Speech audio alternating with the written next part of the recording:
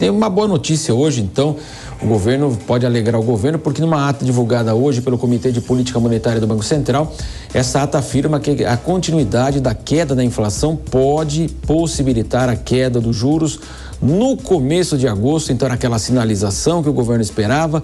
Vamos conversar então com o Gilvan Bueno, especialista em finanças da Orama Investimentos. Gilvan, muito bom dia mais uma vez, prazer tê-lo conosco aqui. Muito bom dia, que é a alegria em revê-lo. Muito bom dia também para a nossa audiência. Quer dizer, as palavras mágicas foram divulgadas então pelo BC? Foram super bem recebidas, até o Haddad fez uma sinalização de que em tom positivo. Teve uma coisa muito interessante, que foi ali uma divisão na hora do voto. Nós presenciamos uma ala querendo já um corte e outra ala falando, vamos aguardar um pouco e sinalizar em agosto. E até para corroborar um pouco essa decisão, saiu agora pela manhã, por exemplo, o preço das passagens aéreas ficaram mais caros, em 51%. O que isso significa? Que o mês de julho tem alguma pressão inflacionária e ele vai tentar entender se essa pressão inflacionária vai ser muito interessante para ele já acelerar essa questão. E a gente já viu, por exemplo, uma Selic em 12% para o final do ano. Aqui na hora nós temos expectativa de 12,25% em dezembro de 23. Gilvan, agora a pergunta do nosso comentarista Cristiano Vilela. Gilvan, bom dia, satisfação recebê-lo novamente aqui na Jovem Pan. Gilvan, nós estamos vivendo aí um momento de grande fritura política por parte do presidente do BC, Campos Neto, dos demais membros do Copom, por parte do governo federal e por parte de parlamentares ligados ao governo. Você entende que esse tipo de pressão feita pelo governo, ela gera algum tipo de efeito concreto nas decisões que são tomadas pelo Copom? Talvez o resultado dessa ata ele reflita isso, ou você entende que o órgão ele está imune, isento a esse tipo de pressão? Ô Cristiano, que alegria revê-lo, muito bom dia.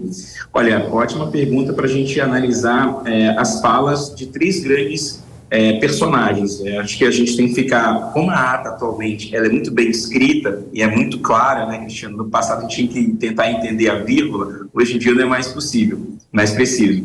A gente tem que olhar, por exemplo, a fala do Haddad, do Campos Neto e dos membros que estão ali, as decisões dentro da ata. E foram falas muito ali, sinalizando que tem um direcionamento, um entendimento. Então, não vejo como pressão. Nós sabemos que o BC é independente, passa por isso, e as falas são muito positivas, tá, Cristiano? No ponto de vista de coisas boas para acontecer, por exemplo, o IPCA 15 saiu ainda há pouco, mostrando, por exemplo, que o preço da gasolina, que faz uma pressão muito grande em inflação, reduziu quase 30% em 12 meses.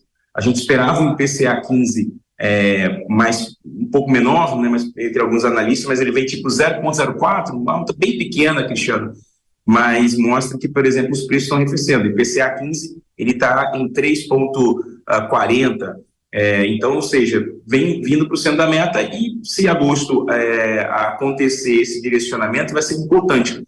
E deixando um ponto adicional, acho que não é só o Congresso, não é só o governo, até os próprios empresariados têm colocado uma pressão no Roberto Campos Neto, mas ele tem mostrado ali que as decisões vão acontecer já a partir de agosto, e tem uma sinalização que vai cair, ele está só esperando ter essas medidas. Então, acho que ele tem uma pressão de todos os lados, assim como outros presidentes do Banco Central já tiveram no passado, principalmente nos Estados Unidos, nos anos 80, onde o presidente do Banco Central americano colocou a taxa de juros em 40%.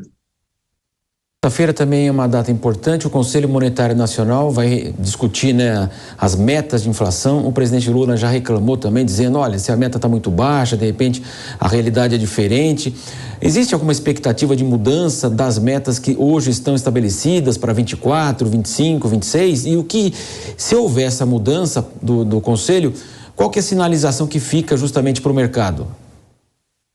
Ótima pergunta. Nesse ponto de vista, a gente tem que olhar uma discussão que já foi feita anteriormente, e vários economistas têm colocado suas opiniões nesse sentido, que 3% no centro da meta parece ser algo que pressiona muito a taxa de juros. A discussão é muito se 3% como meta de inflação é um número bom, hoje tem que voltar para um patamar de 4,25, né, Cristiano, que era no passado.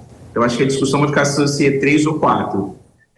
O Roberto Campos Neto, ele deu uma declaração recentemente falando sobre esse desafio, por exemplo, da inflação neutra, Marcelo, que pode ser uma grande discussão. Então, aqui a gente vai entender se esse centro de 3% da meta vai ser um número adequado ou se vai vir para 4%. Lembrando que se for 3%, você tem que pressionar as taxas de juros. Então, acho que as discussões serão importantes para a gente estar acompanhando a opinião do Roberto Campos Neto e do colegiado do Copom, e principalmente também do mercado financeiro, trazendo boas interpretações. Acho que é muito prematuro a gente começar, mas uma questão, acho que muita gente concorda, que 3% como sendo da meta é um desafio que penaliza na taxa de juros. Então, imagine que é como se fosse um código de conduta.